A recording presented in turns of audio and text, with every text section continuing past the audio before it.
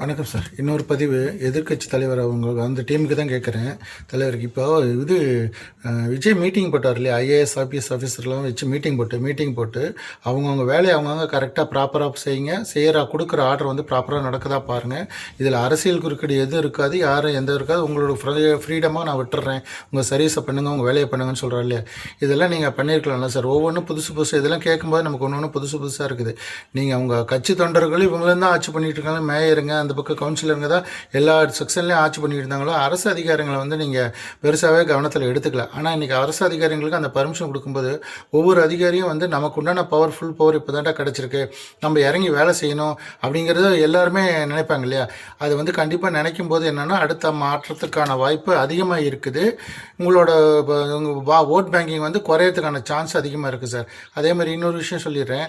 நேற்று அந்த பிரச்சார கூட்டம் நடந்தது இல்லையா, அந்த போதைப்பொருள் ஒழிப்பு திட்டம். இந்த போதைப்பொருள் ஒழிப்பு திட்டம் வந்து நேற்று வரல சார், அது உங்கள் ஆட்சியிலேருந்தே இருக்குது. அப்போவே நீங்கள் பிரச்சாரம் பண்ணி ஸ்ட்ரிக்டாக அதை எடுத்து க்ளோஸ் பண்ணிங்கன்னா இன்றைக்கி இந்த பிரச்சனைகளே இல்லை.